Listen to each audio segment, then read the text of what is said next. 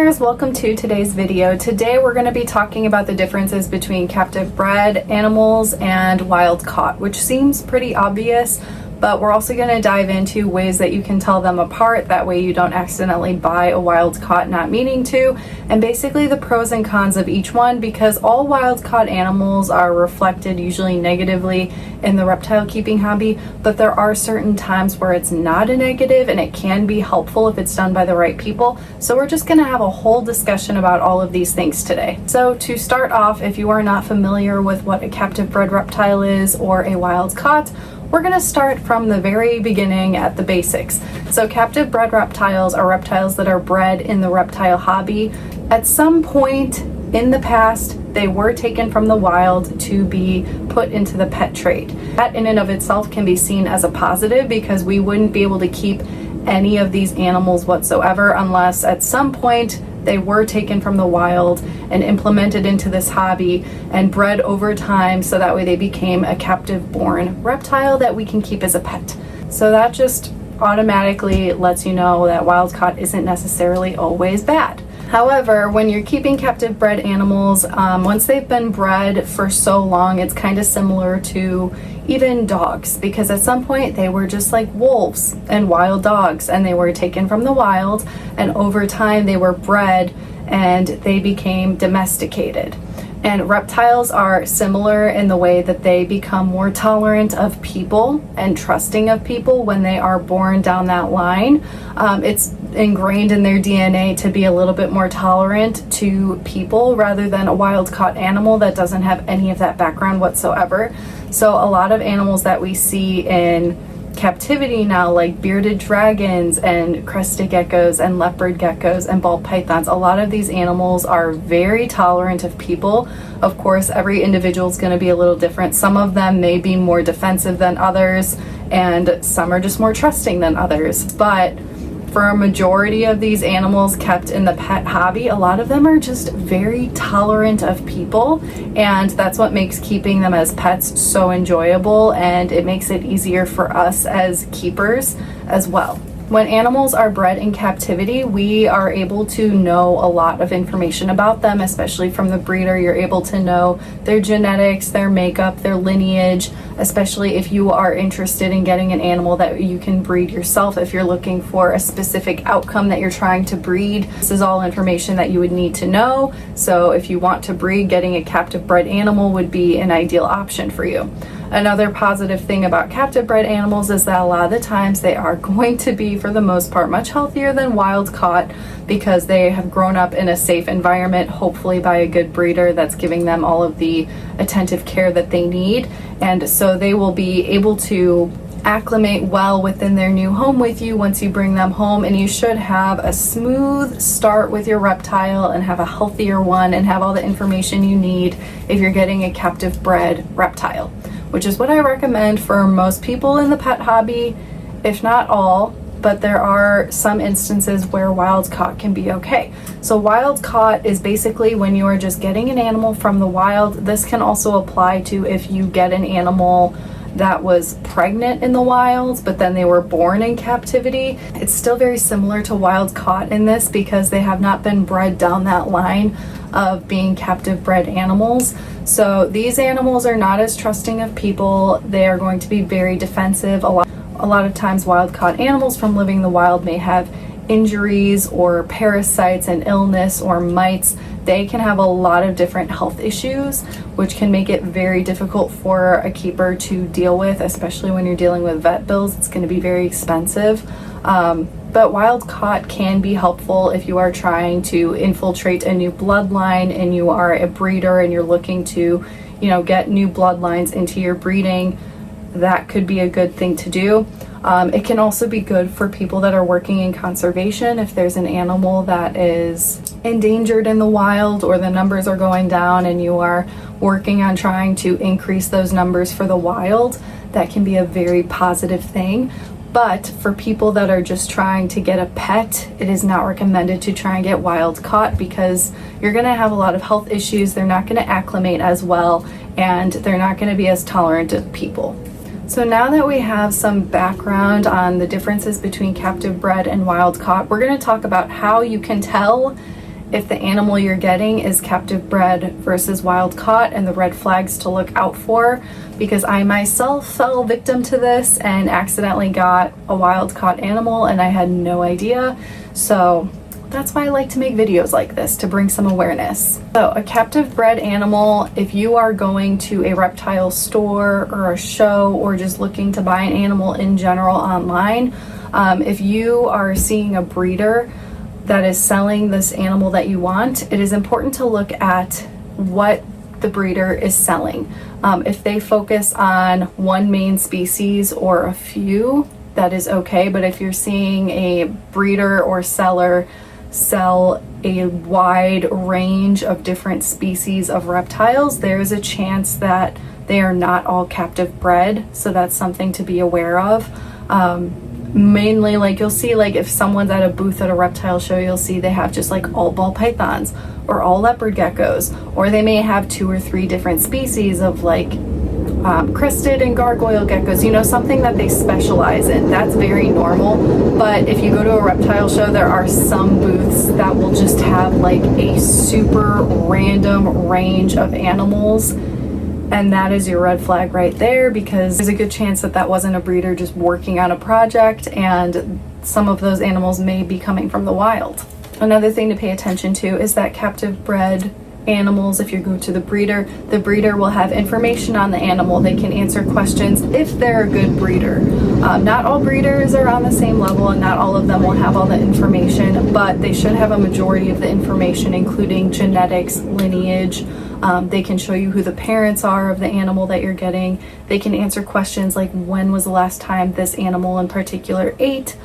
Different things like that is good information to have to get an idea of how you're going to be able to acclimate the animal into your home.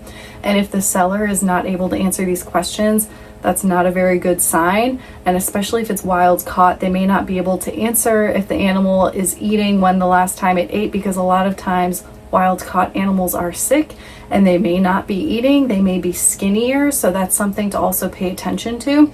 Captive bred animals will look a lot healthier, they will be alert, they'll have clear eyes, they will not have, hopefully not have like injuries or just look sick. But if you're seeing, obviously any animal that's going to look sick is not something that you should be trying to buy, especially if you're just looking for a pet. But wild caught animals will have injuries and illnesses. They may have mites. You really want to keep an eye out for mites on reptiles, especially at shows. But they may have other illnesses that are internal, like parasites or God knows what may be going on internally with them. But if they seem lethargic, they're not very alert when you're looking at them, they're not very reactive, it could be an indicator that that animal does suffer from some type of illness, and that could also be correlated to coming from the wild. Another thing to pay attention to, which is what kind of tricked me, was that not all breeders will say or label that the reptile is captive bred, because it seems kind of obvious if a breeder is just selling them and they're specializing in it. But not all sellers will say this. Some of them will. And the animal that I got, it did not say wild caught. I thought that if an animal is wild caught, it has to say that, or captive bred or something, some type of indicator, but they won't always have this. So that's something to be aware of. When I was getting my skink, I did notice that there were a lot of different species on the booth. I'm pretty sure it was an LLL reptile booth, and I thought that I've seen their videos and stuff. I was like, oh, they sell a lot of stuff, so it must be from a captive bred breeder from somewhere down the line and they're just selling it. I wasn't aware at that time that they did also have wild caught animals.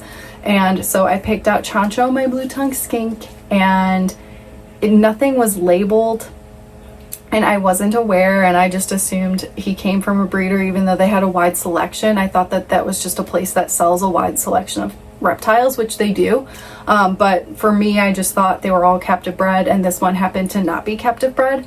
So yeah, I ended up with a wild caught skink, and he to this day is not handleable. The thing is, he probably could be if I forced it on him, but I just know he hates it, so I don't do it. But he has come a long way. He's become very trusting. He knows that I'm the person feeding him, and he we've established a really good relationship, especially for him being wild caught. And that's not something that can always happen with wild caught animals. A lot of the times they'll be sick, they'll have issues, they may not last long, they may not acclimate to their new home. There's just a lot of things that can go wrong. When I got my blue tongue skink, he ended up having mites, so that was something that I had to deal with a couple of times, and it was really frustrating. So yeah, there's just a lot of different factors that go into it that you may not be aware of, so it's good to just pay attention to all of this as a whole. And if you have questions, or if you're unsure if an animal is captive bred or wild caught, please go to the seller and ask. And rather than assume like I did that it was captive bred when it wasn't, because it was just something that I was unaware of. So always ask for clarification if you can, if you're unsure. So overall, captive bred animals are something that came from wild caught animals once upon a time. It's why we have all these animals in captivity.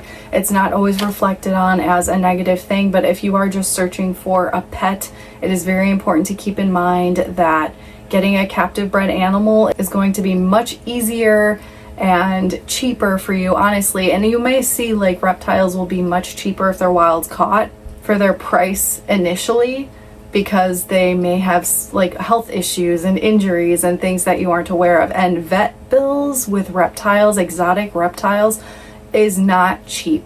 So, and it's also not easy to deal with reptiles in particular. A lot of the times they won't show symptoms of illness until it is way too late to deal with, and it can be just very, very difficult. So if you want a healthy, well acclimated animal that's going to be tolerant of you, captive bred is the only way to go. Wild caught is just, I think, for people that are working on conservation, people that are trying to introduce new bloodlines to their breeding projects, things like that. I think it's okay. But if you're just looking for a pet, especially if you're like, oh, well, this one's cheaper, it is wild caught, but it's cheaper, it's not going to be cheaper for you in the long run. And if you're not really keeping up with those medical bills, there is a good chance that animal's not going to make it, and it's going to be a waste of money anyway, and the animal's not going to live. So these are just things to think about when going to get a new animal, and things to pay attention to. Always ask questions if you're not sure. If the breeder is able to give you the information needed, that is always a plus.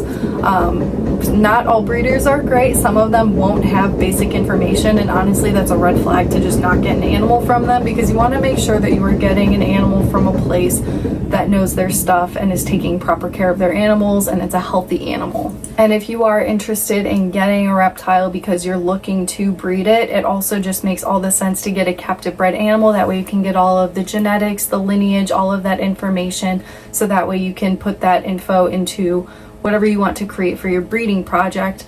And also make sure it's a healthy animal, because if you're trying to get a wild caught animal that's not healthy and has health issues, that can also introduce a lot of health issues to your other animals that you're trying to breed them with, or even just being in the same room. Mites and things like that can travel, so that's why it's so important to quarantine when you get any new animal and not keep them in the same room. If you're just getting a wild caught animal, sticking it in the room with the others, it can travel and infect other animals. So that's why it's very important to always wash your hands in between handlings, and just be aware of all of this stuff. Wild caught can be very, very risky and a lot of work. So it is not for everyone, and not what I recommend for beginners whatsoever. So I hope that this video can bring some insight into the differences between wild caught and captive bred. If you guys can think of any others, please go ahead and leave it in the comments section. I'm curious if any of you have any wild caught animals, or have any stories similar to mine where you accidentally got one or almost got one. I would love to hear it, and I will see you guys in the next video.